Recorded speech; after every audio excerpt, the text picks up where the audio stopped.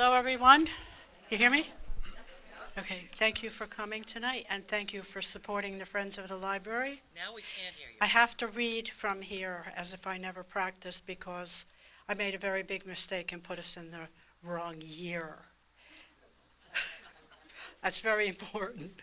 So you are in the Morris County courtroom in October of 1882, where Catherine Shidecker is on trial for the murder of her husband, Benedict. You'll be hearing the actual testimony from court transcripts. Our actors and actresses will be representing more than one witness and will be sworn in by raising their right arm when identifying themselves. For time constraints, the majority of the testimony is going to consist of the witnesses' answers only, if the questions put to them have already been asked. Occasional breaks from the trial will occur with people unrelated to these proceedings, providing additional information and insight not available at the trial, and our bailiff will periodically direct the attendance and the galley as necessary during the trial. Any reference to Port Oram is referring to today's Wharton. Enjoy yourselves.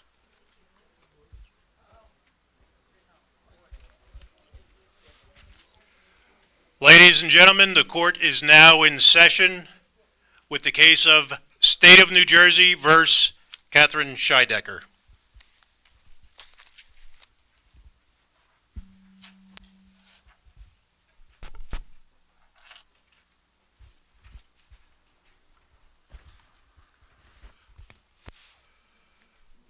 Ladies and gentlemen of the jury, in the case of the State of New Jersey versus Catherine Shidecker, the first count of the indictment alleges that on the 29th of December 1881, the prisoner caused the death of Benedict Shidecker by poisoning with strychnine mixed with his tea. The second count is the statutory charge, simply the charge of killing by murder. On the 29th of December, 1881, Benedict Shidecker, a hard-working shoemaker, after supper was seized with cramps at his shop. He was taken home, and after lingering for a few hours, died. The relations between Benedict and his wife were not harmonious.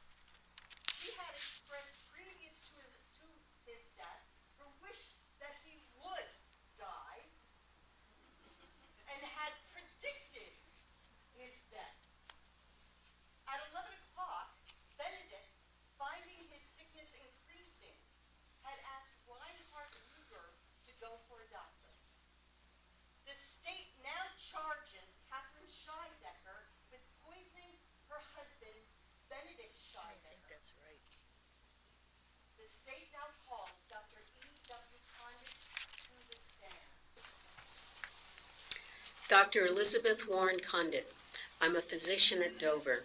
The last time I treated Benedict Shidecker was on the 29th of December. I was called at 11:20 p.m. I had been consulted previously to my going there by Mrs. Shidecker. She came to my office and said Benedict was suffering from some cramps and wanted to know if I could send some remedy. I judged that he had an attack of cholera morbus, a non-epidemic gastrotype, and I gave her what I thought was competent to do the work. She did not ask me to call and visit her husband.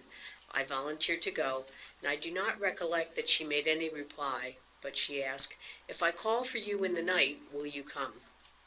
I gave her, as a remedy, sulfate of morphia in water, with instructions to apply mustard.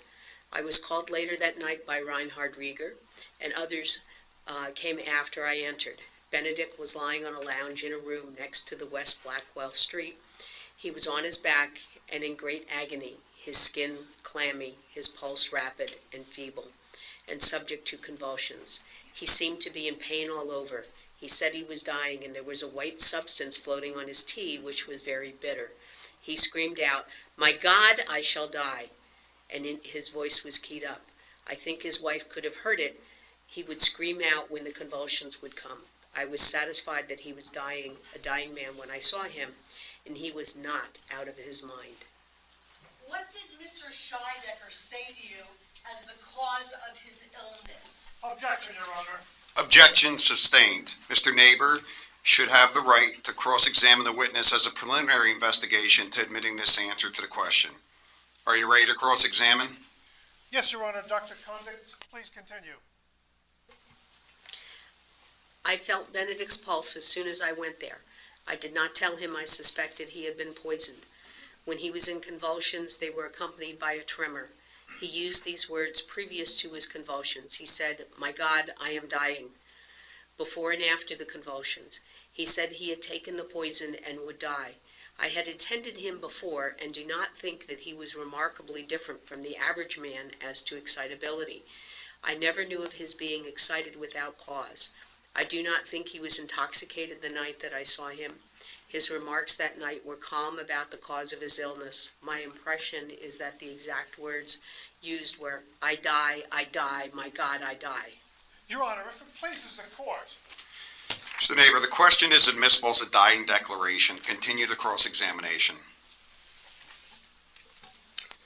Benedict said his sickness was caused by something he had taken in his tea, which was very bitter, and it was white and it floated on the surface. He said, "She did it! Take her out!" He said he had taken it at supper, but did not fix the hour. He associated his sickness from the time he had taken his supper. Taking Benedict's statement, and from my own examination, I immediately associated his sickness with strychnine poisoning. After this conclusion, I went to my office, and after a lapse of 15 minutes, returned and found him dead. In the room were his wife, Reinhardt Reager, and I think Mrs. Best. His wife said to me, "Maybe, doctor, your medicine killed him." I said it was not the medicine that I gave him. Soon after, she said, "They cannot say I did it." I replied, "Who says you did it?" She said, "You didn't." I saw him the next day and made an external examination previous to the post-mortem. The remains were stiff and rigid. This stiffness and rigidity is unusual after death. I did not discover any natural cause of death. Your Honor, the defense wishes to redirect.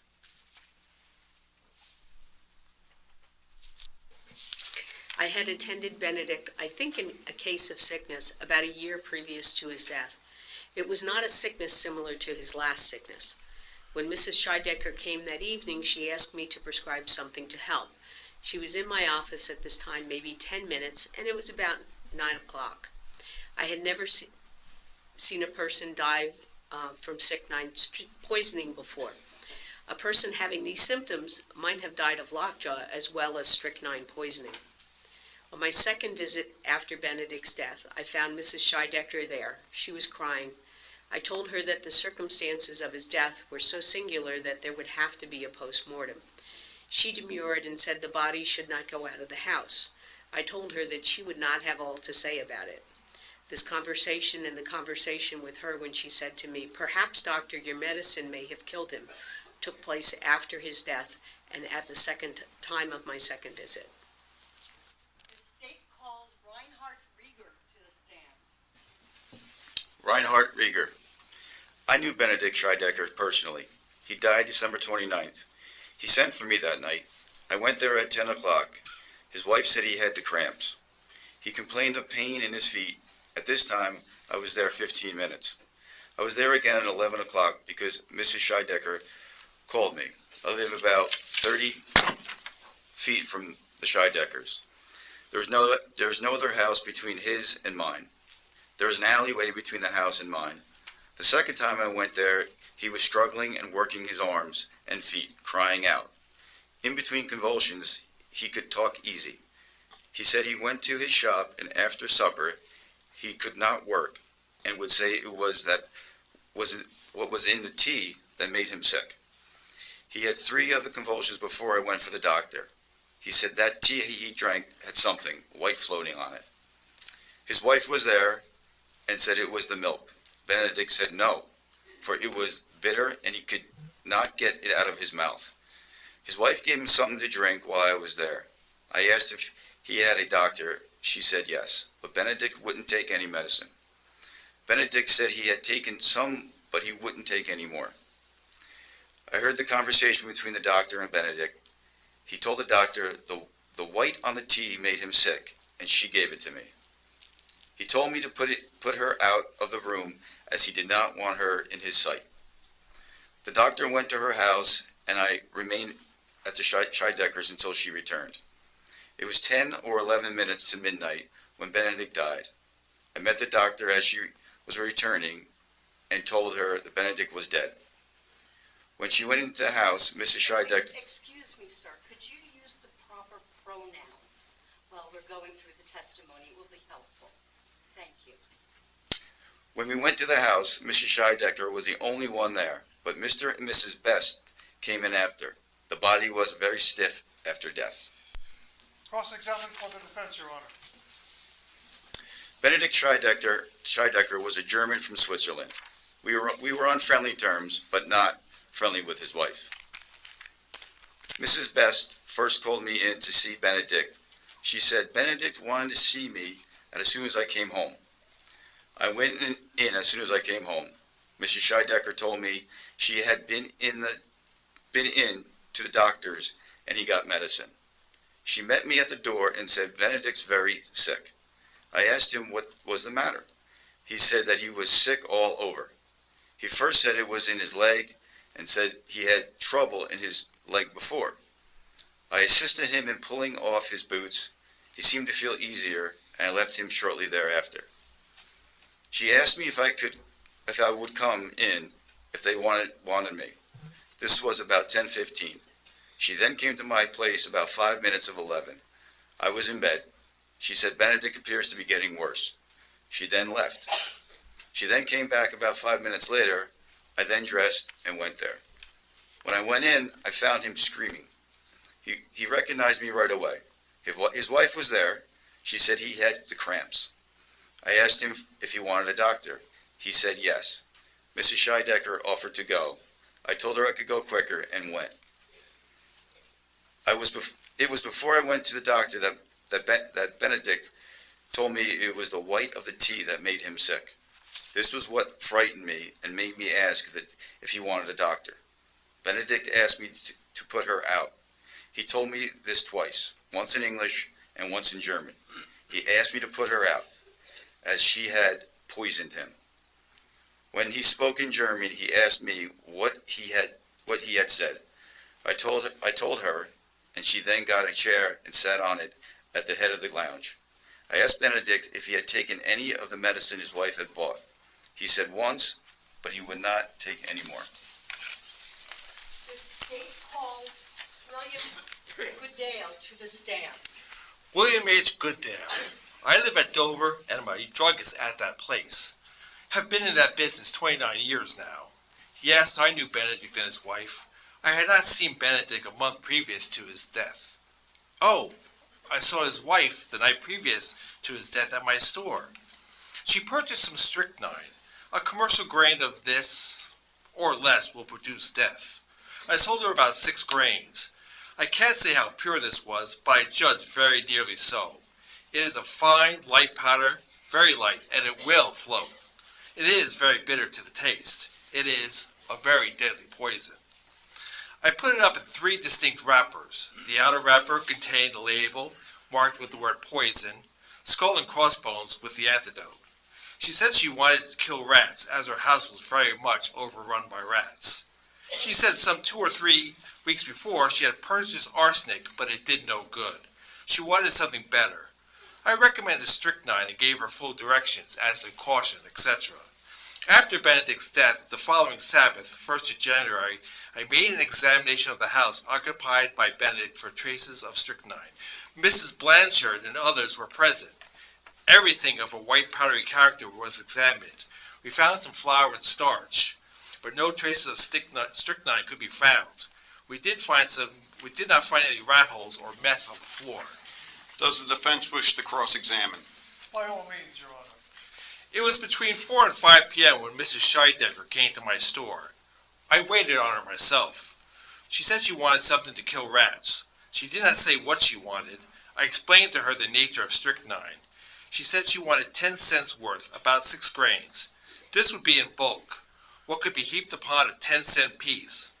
I fully explained to her the character of this drug and how to use it. I knew that Mrs. Shidecker was hard of hearing, and I am satisfied she understood me. For as I explained the matter to her, I talked rather loud, and she nodded. The quantity of starch and flour we found in the closet would amount, I think, to the amount that would be up on a 10-cent piece. Redirect, Your Honor. Half a grain of the strychnine, I said, would be sufficient to produce death, I think. A grain would do it beyond a doubt. I know the materials I found on the floor were starch and flour. I tested both and am satisfied neither had the taste of strychnine. Strychnine is very extremely bitter. At this examination, I made a thorough search for strychnine and did not find any. It was 3 days after the sale that I made the search. I am Delia Swayze. I visited the Shideckers' house for a few times. I recall one evening in particular, about a year and a half ago, when Benedict's wife was quarreling with him. Benedict just got up and went to his shop. I call Molly Blanchard, Esquire, to the stand. Molly Blanchard, lawyer, justice of the peace. I went to the house of the deceased on the 30th of December, after Mr. Shidecker's death between 9 and 10 a.m., to view the body as acting coroner. The house in which the deceased lived was taken possession by the officers. A thorough search was made by myself, Mr. Goodale, the druggist, and your learned opposing counsel, Mr. Neighbor, but failed to reveal a trace of poison, as rats do not eat poison without it being placed upon bread or something else. And as Mrs. Shidecker testified at the inquest that she had scattered it around the house, it seems strange that none could be found. At the inquest, Mrs. Shidecker also testified positively that she had placed it about rat holes in the bottom of the closet and about other parts of the house. Investigation showed that there was not a rat hole at the bottom of the closet or in any other port in the premises.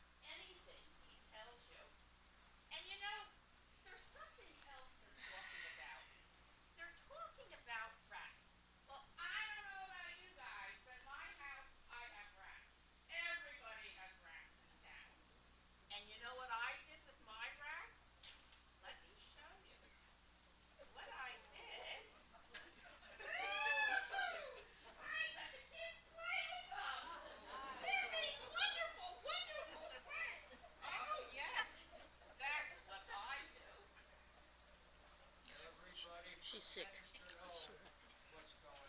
She's yours.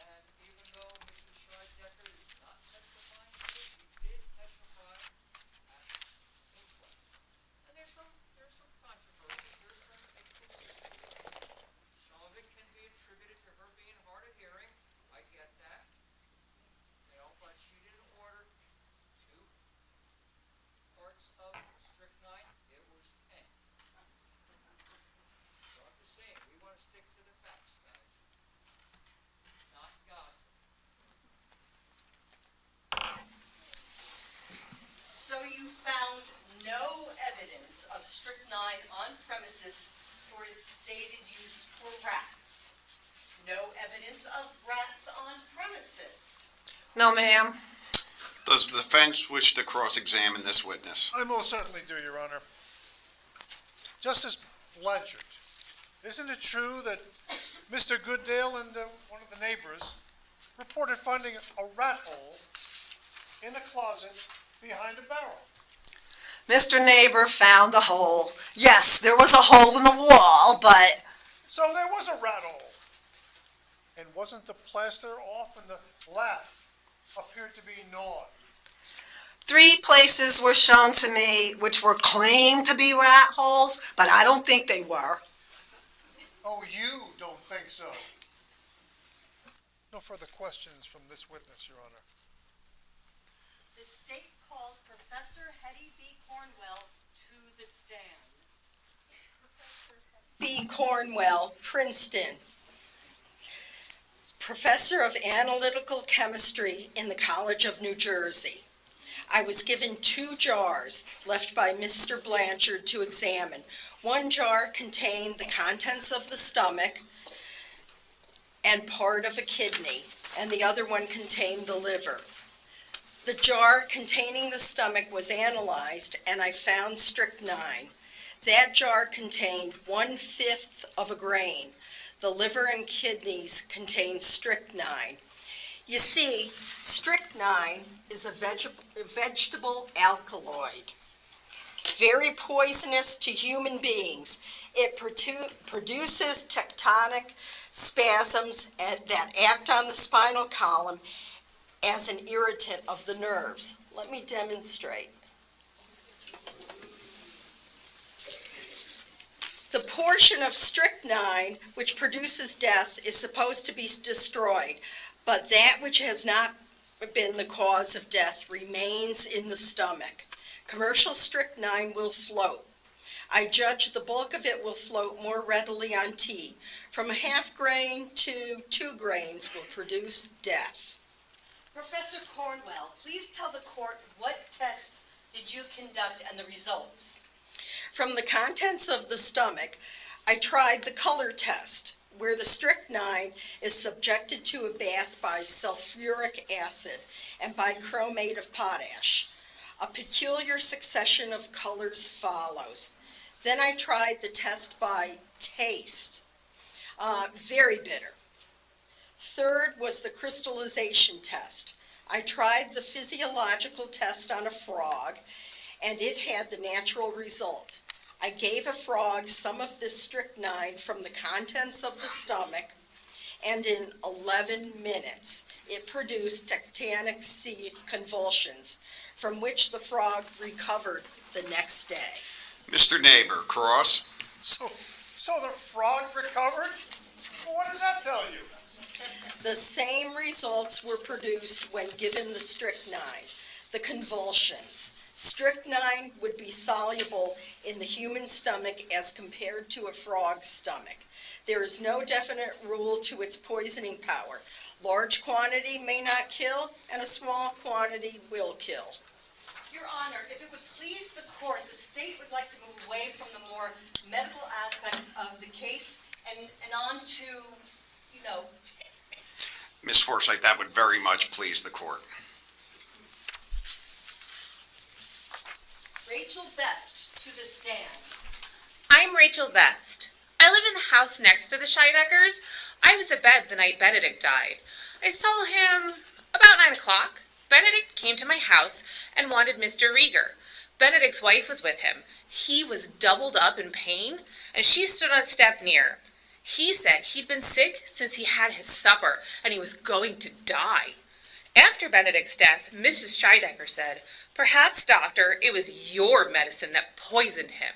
She said, "It was not my medicine that poisoned him." And then she said, "They can't say I poisoned him." After I went in, Mrs. Shidecker went to the bureau and took something that sounded like the rattling of paper. She then went outdoors and was gone perhaps 5 minutes. Next morning, she said no one would miss him as much as she would, and that she supposed they would be suspicious of her. About a year ago, she said that Benedict had been knocking her about. I told him I would have him arrested, but he said he had a good right, for she had stolen his watch and money. I heard her say 2 weeks before her death that the doctor had taken a child from her, and that 15 or 16 months ago she said Benedict was wore out and no good. Your Honor, the defense wishes to cross Mrs. Bennett. I went to see her when she was sick, a week or two before Benedict died. She said she had a baby, but on lifting the bed and clothes and pillows, I couldn't find it. I asked her who was there when she had it, and she said the doctor and no one else.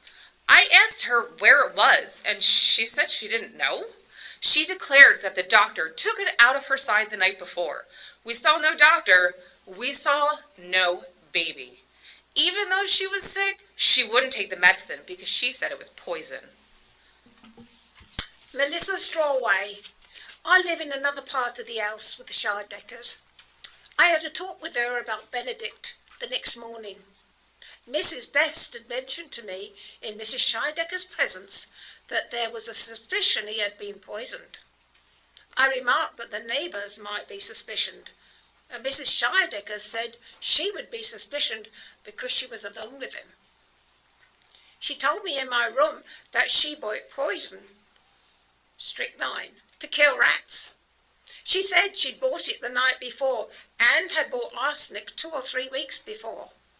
She asked me how they could find out who had bought it, and I said they could easily find out by asking the druggist. There were rats in the cellar at the part of the house I occupied. Some 2 or 3 weeks before Benedict died, Mrs. Shidecker mentioned poison to me, showed me handkerchiefs and dresses eaten by the rats. She asked what she should get, or what was best to get. I don't recollect what I told her. Before Benedict's death, our cats killed the rats. I remember hearing rats in the 3rd story after his death.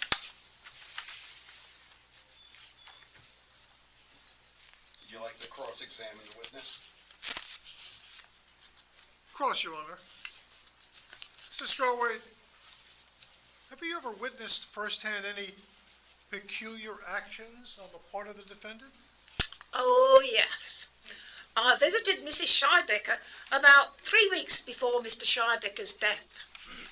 She didn't recognise me, saying, "Who are you? What do you want?" I felt afraid of her and went out because, after all, I was well acquainted with her. There was wood in the oven, and I told the boy that was there to take it out or the house would be afire. I saw her 3 or 4 days afterwards in my house. She walked around the house with her arms folded and made strange remarks. I didn't invite her or ask her to stay, but she did stay about 3 hours until 6 o'clock. I was afraid of her. There was a knife on the table and I put it away because I was afraid of her. She said her husband was good to her except when he'd been drinking.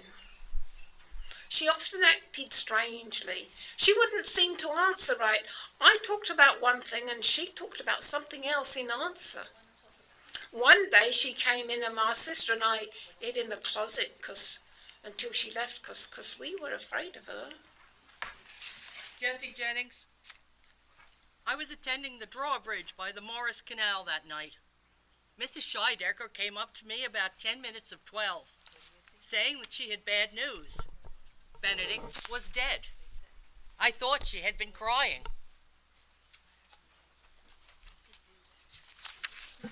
Olivia Wilhelm. I recall a conversation I had with Mrs. Shidecker the next morning after Benedict died.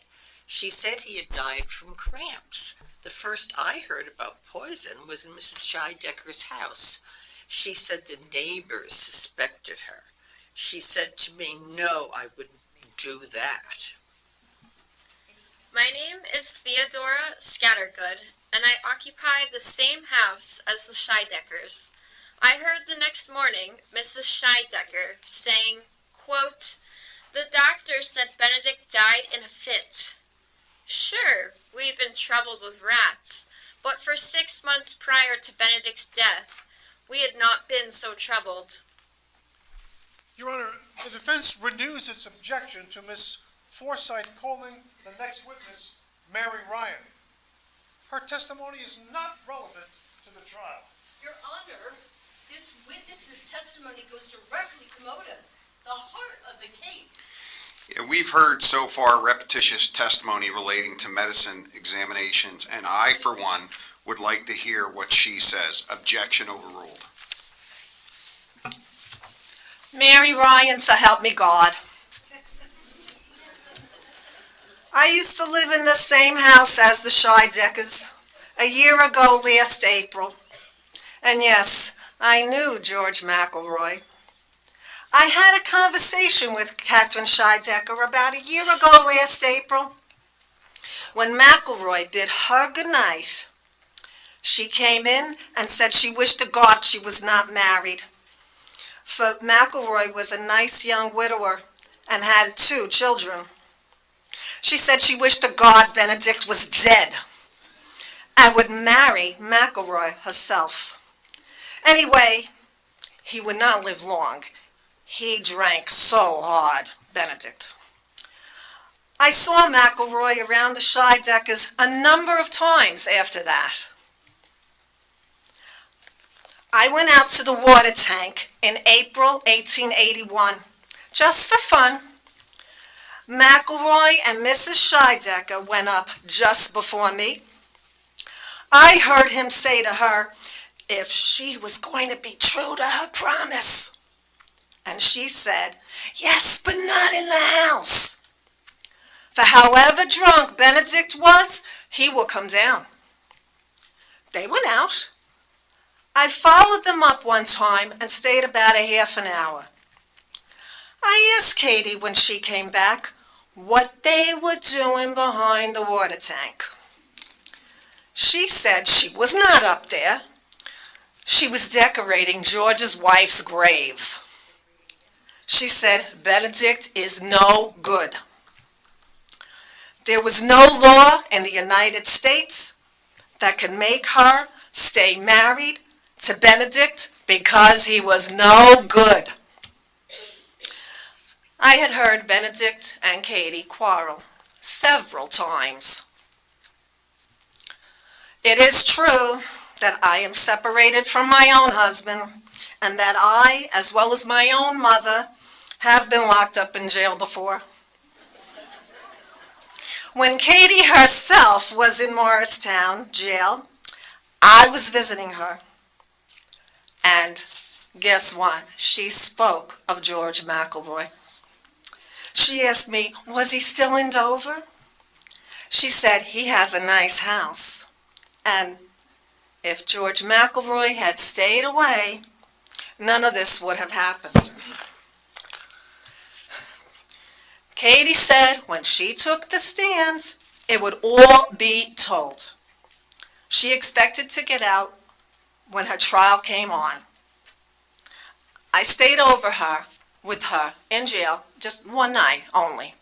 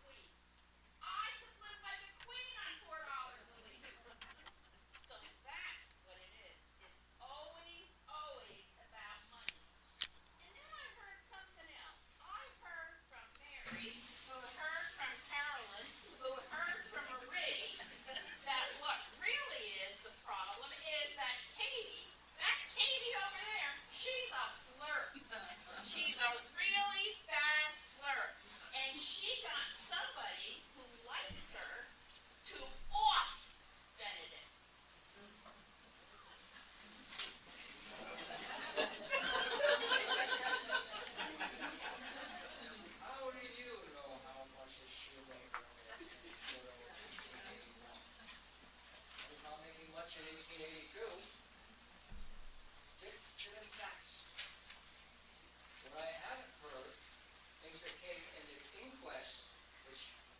Kay Shidecker did testify at, but not here, and said, and I didn't hear it in these proceedings, how old Kay Shidecker is.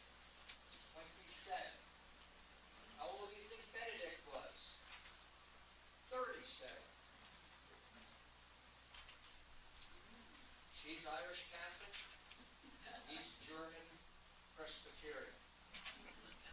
Not exactly a match made in heaven. These are cold, black, and white facts, not gossip. Pay attention to the testimony. I am, and I'm sure the people attending the trial is too. We'll take a dinner recess now, after which time the defense will open. Court is now in recess.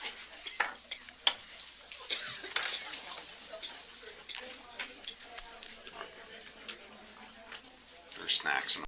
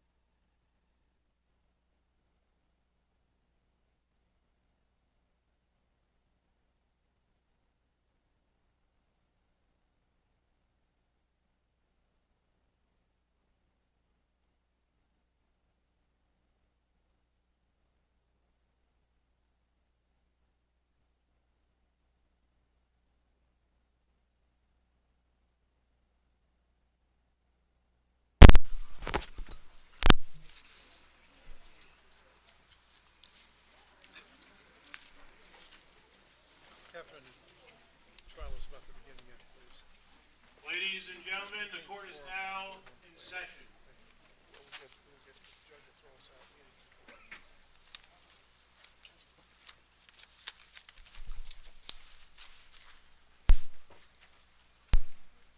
Members of the jury. Simply stated, the defense of Catherine Shidecker is to be one of mental incapacity. Even though the crime was committed as alleged, she is not responsible in the eyes of the law. As the testimony of her friends and family will prove, Mrs. Shidecker was unable to differentiate from right or wrong on December 29th, 1881. John O'Keefe. I live on the road to Dover. I'm 56 years old, born in Ireland. Been in Morris County 40 years. I've had 18 children.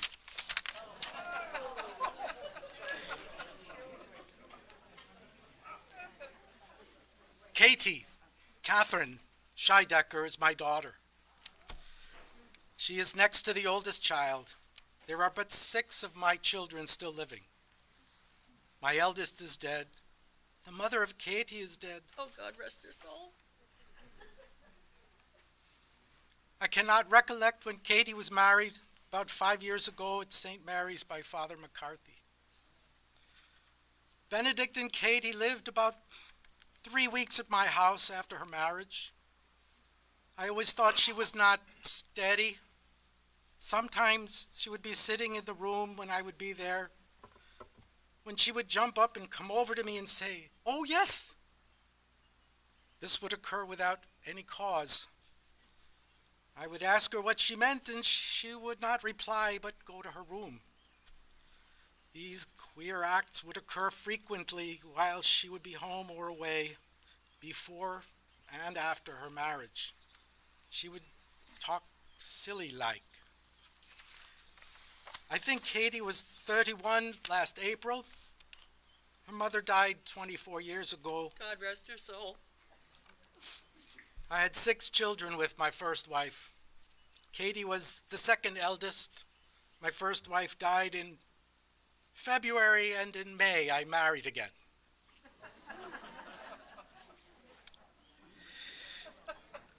Katie went to school and seemed to have a good education. Katie can read and write pretty well, but no, sir, I have no letters in my possession written by Katie. I believe she could keep accounts.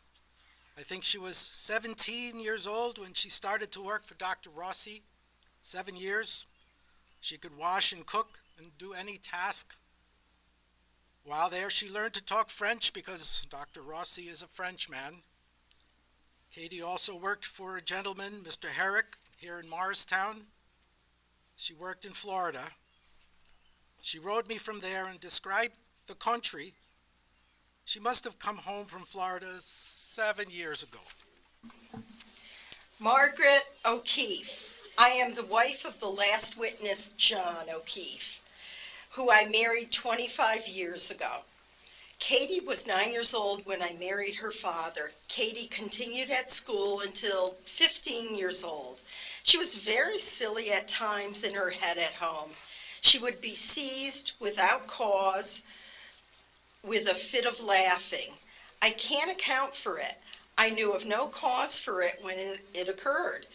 I became accustomed to it. She used to complain of pains in her head and ears as often as twice and thrice a week. She used to talk to herself. It was a frequent occurrence. After their marriage, Benedict and Katie seemed to live sociably together. I never saw any trouble between them when they came together to our house on Sundays. Father James Hanley. I am the Catholic priest in charge of St. Mary's Church and have been there for 3 years. I was called by her husband to attend on her. I have been at the house of Mrs. Shidecker twice, officially. The first time when Katie was ill. I found her lying on a lounge. I asked her what was the matter. So far as I recollect, she made no reply to me. I tried to get her to take the medicine, tried to administer the pills myself. She refused. I have met many persons in sickness where the patients would refuse to take medicine from physicians, parents, and friends, but would always take from me. She was a member of my church and attended frequently as far as I know. I looked on her as a very strange person.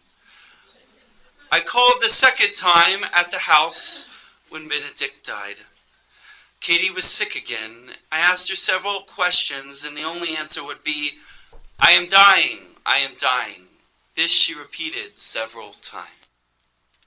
Mary O'Keefe, Brooklyn, New York. I am the sister of Katie Shidecker, my beloved sister. Yes, I have seen her acting strangely at times and complaining of a rush of blood to the head. Oh, I could give you various instances. When I was home, Katie would sometimes act so funny, I didn't know what to make of it. At one time, I was sent for by her husband who thought she was dying.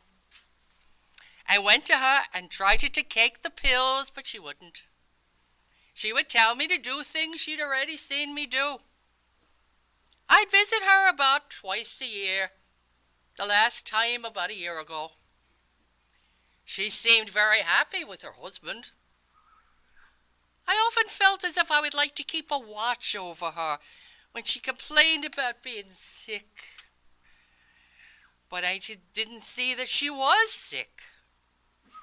On one occasion, Katie, my poor sister, wanted to jump out of the window. She complained of fire and smoke in the house. There wasn't any.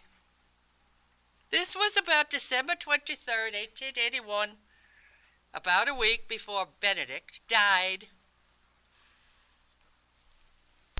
Dr. Condict, recalled to the stand. I had occasion to attend Catherine Shidecker professionally. I found her in a fever and prescribed for her. I do not think that I ever saw her take one single pill. She would spit them out as if they were no good to her.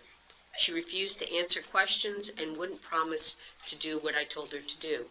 She told me to get her husband to go after the pills, or I told her to tell her husband to go after the pills, and she shook her head, no. I am Alicia Meeker, overseer of the poor in 80 and 81. I live 2.5 miles from Dover. I examined the Shidecker premises 2 or 3 days after the death. Mr. Neighbor was there. Yes, I found a large rat hole in the west corner of the closet, and a smaller one that a mouse could get through. It was gnawed a little between 2 lathes. George McElroy, maligned victim. I live in Dover. Sure, I heard the testimony of Mary, Ryan, that I had spent the day at the Shideckers, and that is false. I've never had the conversation with Mrs. Shidecker. I never went with her to the water tank. I never even kissed her. Yep, I saw Benedict the night of his death in front of his house and afterwards at the railroad crossing. I saw him also at the shop. Mrs. Shidecker came in a few minutes after. Mr. and Mrs. Shidecker went to their house for dinner, and I locked up the shop door. Then I went to the house to give up the key, and Mrs. Shidecker asked me to see Benedict. I went in and stayed 4 or 5 minutes, and then I went out. Alone. I'm a blacksmith at Port Orem, and I knew Benedict then, and when I came to Dover, I put my tools in his shop. That is why I have access. And Mrs. Shidecker washed for me and Mrs. Robert Moore. We took our clothes to Benedict's shop, and he would take them home, and they would be returned to us. I was subpoenaed by the state and showed a letter to read that I received from jail. I can't read, so it was read to me by a little boy. In the letter, did the defendant ask you to take care of Shidecker's house and shoe shop while she was in jail? To tell her how things are? and as a friend to help her. Yes, Did Mrs. Shidecker specifically ask you not to let Reinhardt Reager run the shop? yes. Did Mrs. Shidecker indicate that she expected you to come see her in prison, and in fact you came? That if you did come, she would tell you the rest? Did she close the letter by sending her love to you and not to forget her in your prayers? That's what the letter said. I didn't go see Mrs. Shidecker after receiving that letter, and I never received any letters from her again. Mrs. Robert Moore. Mrs. Shidecker did the washing for me and my husband on account of my ailment. George McElroy too. I back up what George says. We both generally went together on account of I couldn't carry them myself when we gave her the clothes. I mean to say, we'd leave them at Benedict's shop and they would be returned to our boarding house. My name is Nellie Halley, sir. I lived with Mrs. Shidecker in Florida when we worked for the same family. Oh my, yes, she was quite contrary and hard to get along with. That is why she was discharged there. She sometimes laughed without cause. She was the cook there, and one time she cooked a fish without cleaning it. She attended inappropriate parties, and once, upon coming home, she said she was the belle of the ball. I am Dr. Frederick W. Owen of Morristown. Of course I know Katie Shidecker. She worked for me about 10 years ago. She was a woman intellectually below par. She was inclined to be silly, over-talkative about herself. After leaving my employ, I next saw her in jail about a week ago. This was about 6 days ago and was with her about 10 minutes. I thought her rather more silly than ever before. In my opinion, she had an imperfect mind, not well balanced. She lacked foresight and reflection. I have never made sufficient examination to satisfy myself that she was insane. I thought she had sufficient strength of mind to know right from wrong. My name is Margaret Roederer. I know Mrs. Shidecker. The house where she lived was troubled with rats. She complained of them, and I told her to set a trap and to procure poison. I told her I used poison for rats. There were no rats there when Mr. Shidecker died. Edwina Hance lived here at Port Orem. I surely know Katie Shidecker. I only knew her husband by sight. Saw them at Port Orem a number of times walking together. I always considered Katie was below the average. Foolish, silly. Charlotte A. Gillen, local undertaker. I've personally known Katie ever since she was a little girl. One day, she was in a bookstore and didn't seem to know what she wanted. I have always thought her below the average in mental capacity, but I do think she could tell right from wrong. Richard Fowler. I've been the keeper of the jail since March 15th, 1882. I've seen Mrs. Shidecker once a day and sometimes oftener. She's acted queer, sometimes for 6 or 7 days at a time. This would happen about once a month. She would lie abed, often, and she was not cleanly. Once I had to threaten her with washing her down with a hose in order to get her to wash herself. Once I went to give her medicine to her. She lay on the bed with her shawl rolled up and said to me, "Don't hurt the baby." There was no baby that I knew of. Sheriff William H. Howell, Morris County. I saw Mrs. Shidecker just before she was locked up in jail. She said then that they sent her down here to Morristown to stay until the funeral was over, and that she was supposed to go back home the next day. I've seen her when you can get nothing out of her, and I've seen her sometimes quarrelsome. I went to her cell once, and she wanted me to be careful not to hurt the baby. She was in a bed and spoke in a very feeble tone. My idea was that she didn't know what she was talking about. I think she twice spoke about having a baby, and once was engaged in making baby clothing. She once asked me if I would let her out if she had had a baby, and at another time she said, if I should have twins, would you let me out? I said, no. You'd have to do better than that to frighten me. I recollect once of her dressing herself and standing at the cellar door and asking me as I passed to let her out. I think she stood there for 2 days while the door was open on that occasion. These actions create the impression on my mind that she was not very bright, and do not know whether or not she was feigning it. The state recalls Dr. Condict to the stand. I talked with Mrs. Shidecker on the evening that her husband died, and her manner gave me the impression that her mind was uneasy and restless. I was particularly impressed with her excitement, particularly when she was in her husband's room. I always considered that she was stupid and dull, but never idiotic or insane. I suppose she had sufficient ability to know right from wrong. I always thought so. Dr. Josephine D. King. I had occasion to leave medicine for Benedict one day. The next day, Mrs. Shidecker told me she had not given the medicine to him because it was too strong. My opinion is that she is silly and weak-minded. I'll now hear closing arguments. First, the state, Ms. Forsythe. Members of the jury, the case against the defendant is fully proven. Benedict Shidecker came to his death on December 29, 1881 by strychnine purchased by and administered by the defendant with intent to produce his death.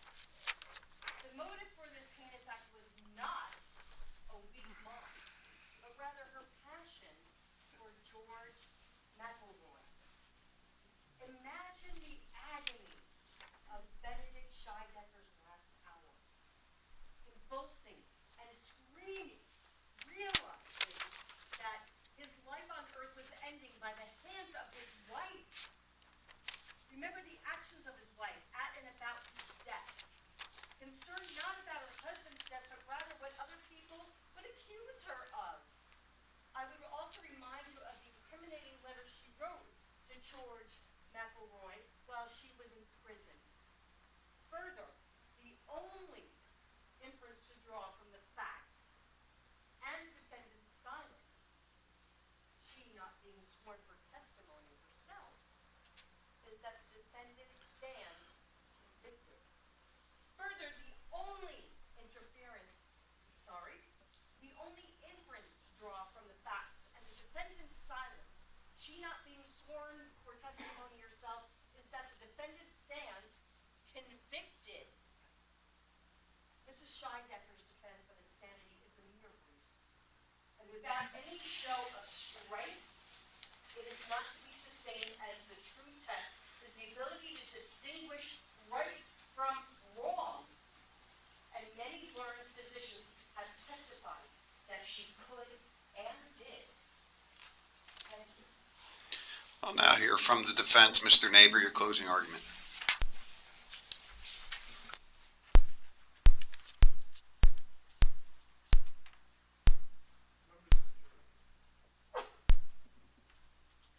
I appeal to your humanity, your sense of justice, your sense of fair play and mercy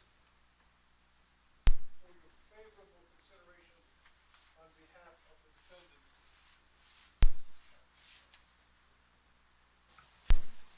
That Benedict Shidecker is dead is true. And his death came about by the deliberate hand of his wife, and could only have come about by her and her alone, and not by any other cause, including by accident, has not been proven by the state, who has failed to adequately make a case against it. Mrs. Shidecker has demonstrated many examples of mental instability throughout her life. Most of the witnesses from both the defense and the state agree on this point. I doubt anyone who's heard this testimony can deny it. Thus, this case is mostly a question of insanity. The law is clear on the subject, and that under the evidence presented, that the crime of murder was actually committed, and we do not concede that it was, then the defendant, Mrs. Shidecker, was not mentally responsible for it. Mrs. Shidecker is a sad medical case. She is to be free. I entreat the jury to deal with this case as a matter of both justice and, more importantly, mercy.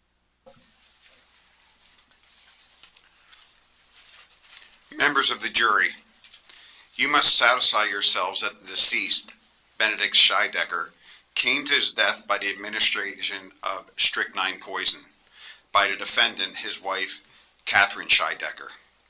That this must be proven beyond a reasonable doubt.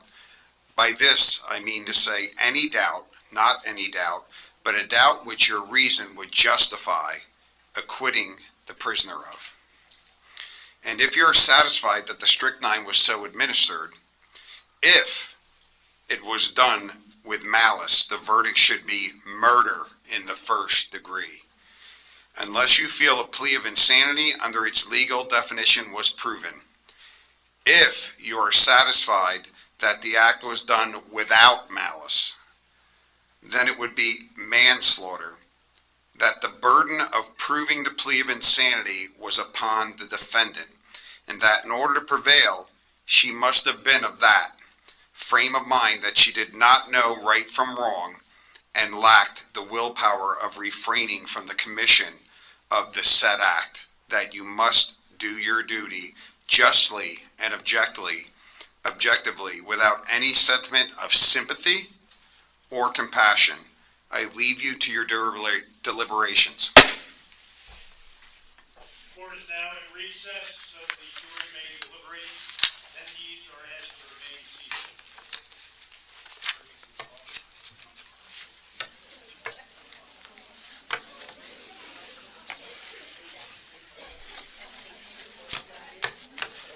I did my best. Pitched him really hard. You've done good. Thank you. Guess we'll see.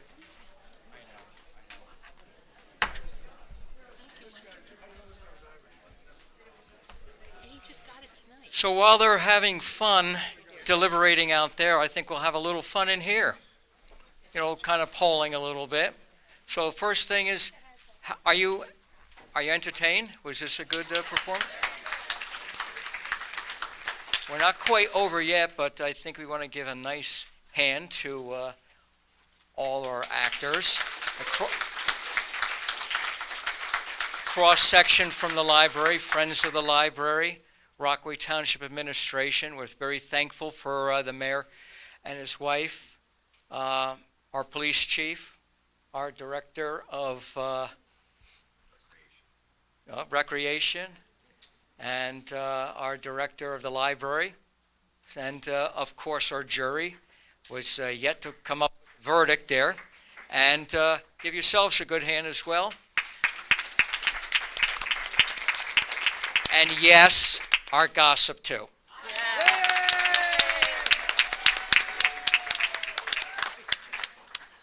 And our newspaper man. Do you think the case was made? Do you think the case was made that she did it or didn't do it? Was it a complete trial that you enjoyed? Okay. What do you think was the deciding factor in whatever decision you would make?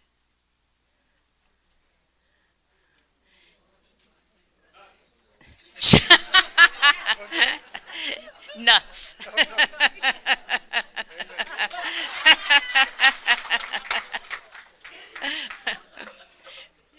Originally, this called for 33 different parts. And just to make it move a little faster, that's why a lot of the people, have you noticed how they changed and they look different? So we were real happy with, and they all had this, you know, they could do whatever they wanted, and this is what they came up with I think was wonderful.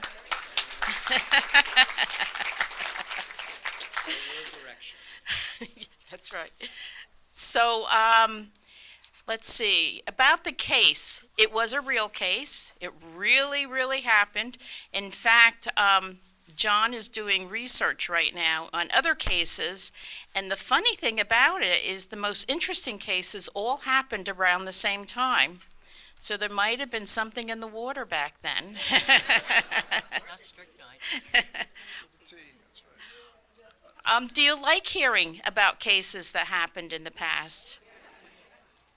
And, you know, we do our research too. If you notice, I spoke about the telephone. The telephone was actually from the World's Fair, right? 1876. So that was something that really was about at that time. And if you notice over in the evidence table, you'll find a rat trap. That was actually patented about a couple of months beforehand. So that really existed at that time too.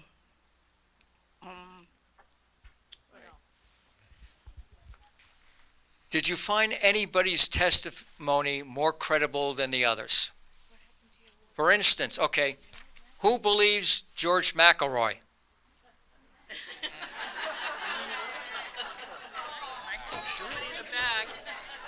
Who doesn't believe George McElroy? You're right, you are a malign victim.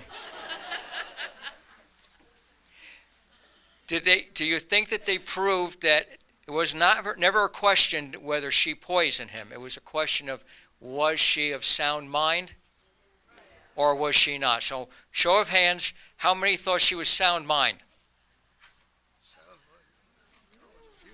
How many, show of hands, that the defense proved that she was not of sound mind?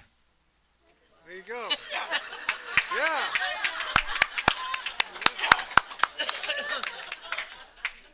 Okay. Who was your favorite character?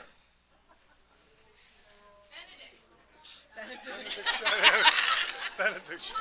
He did great acting, I hear. I think the correct actor is they're all great.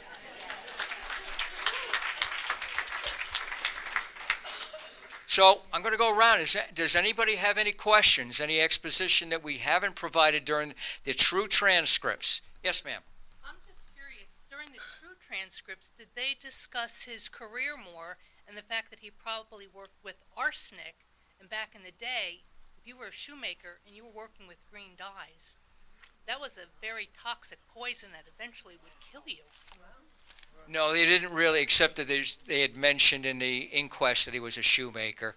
There was enough exposition that there was a lot of dying declarations that it was in his tea, it was very bitter, and it happened right at the dinner time before he went back to the shop. Yes, but if he was a shoemaker and that was his profession, he worked with arsenic all the time. So inevitably, that would have taken its toll on him, so it could have been a combination of both.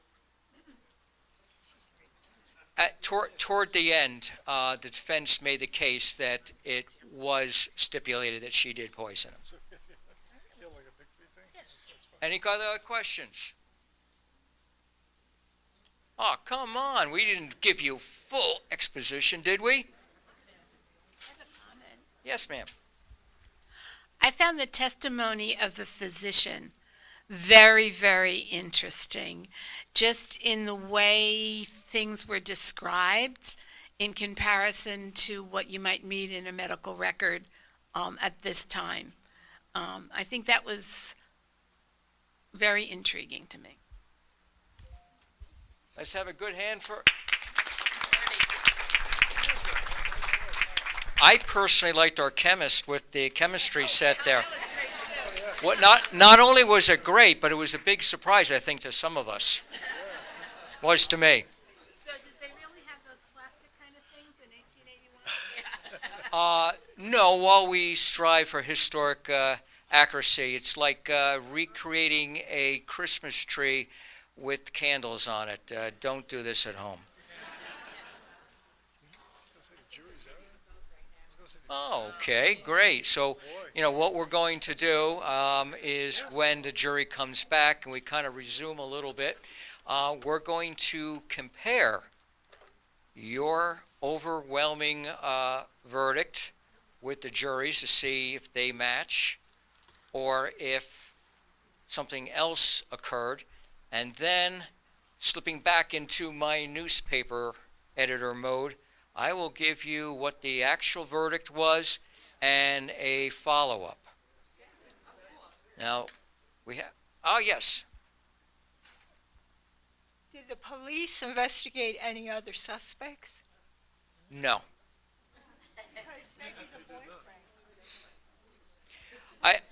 It was more or less with his dying exclamation and the fact that she went around telling everybody that she was going to kill Benedict. No, it didn't, but I guess with the time frame and everything else, they didn't really look at anybody else. They could have, you know. The alleged boyfriend.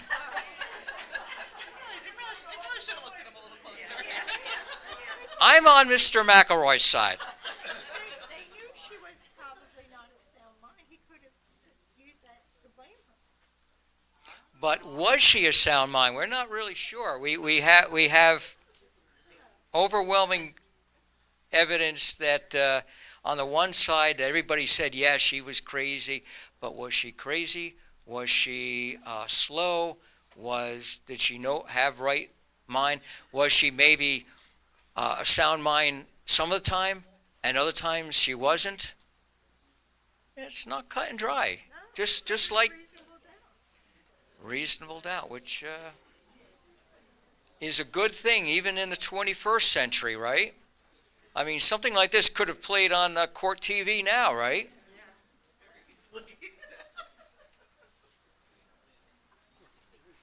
Anybody have any other questions? Aha.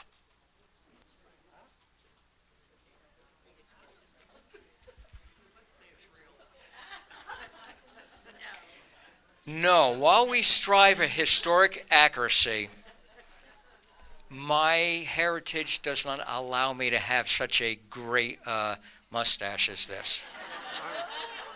This way you never know if I'm smiling or frowning. Oh, that was you. That was you. Oh, okay. Aha. Where's the jury? Could be interesting. Could go in. We were really impressed that there were so many professional women at that time, women physicians, women litigators. We almost have gone backwards, it seems. Yeah, this is nice. Yeah. Well, confession time. We didn't have enough male players, so sometimes we kind of had to change things around. But yes, there were professionals in that time period.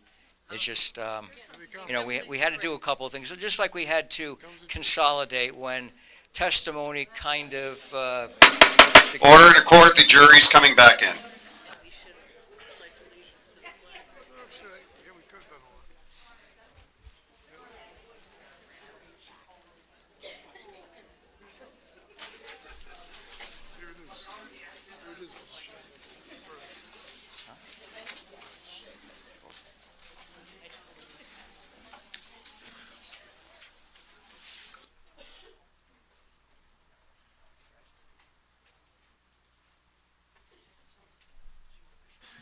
Ladies and gentlemen of the jury, have you reached a verdict? Yes. Is your verdict unanimous? Yes. Please stand and deliver your verdict. Without malice or manslaughter. Malice, You're guilty without malice. In other words, you didn't know what you were doing, but you killed him. Manslaughter, guilty without malice. Guilty without malice. Yeah. They were the two choices. I guess we won after all. I guess.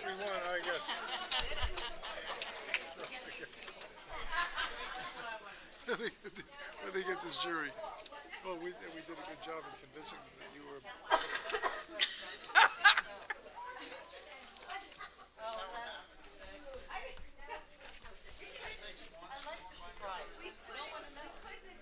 Hold the presses. Hold the presses. So we have a verdict. Now, the whole audience, do you think that verdict is correct?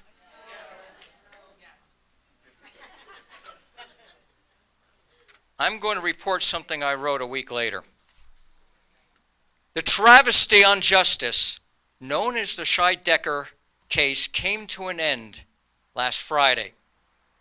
The jury that tried her for the murder of her husband acquitted her on the grounds of insanity.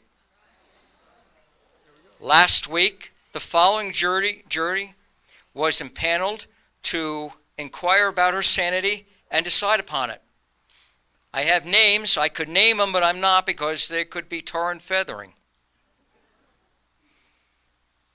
The issue was tried last Friday in Prosecutor Forsythe appearing for the state, and Alfred Mills, I guess you were fired, for Mrs. Shidecker.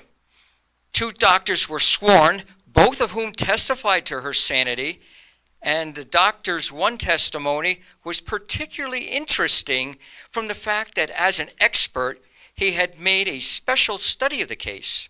He was empathetic in his opinion and declared without hesitancy that Mrs. Shidecker was of perfectly sound mind.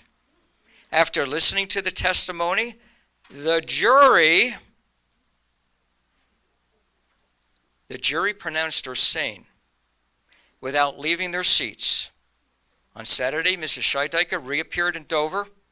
She was seen skipping down with a basket from Morristown to the train station and is now a thread of existence among us.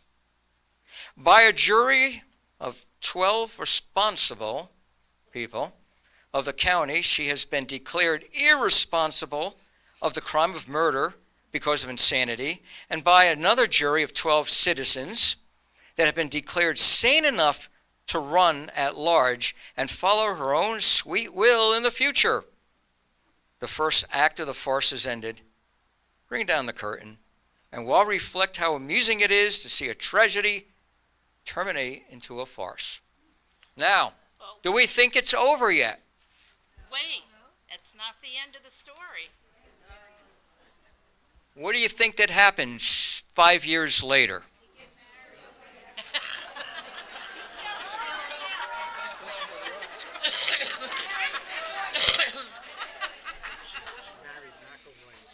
I think we got as enough opinions as we do audience members, and that's a lot. Here's the truth. 5 years later, Mrs. Shidecker was observed jaywalking across Blackwell Street in a fanciful manner, and she was adjudged insane and brought over to the State Lunatic Asylum of New Jersey in Morris Plains. I think we all know where that's now known as, where she died 6 weeks later. And that is the end of the story. Thank you very much.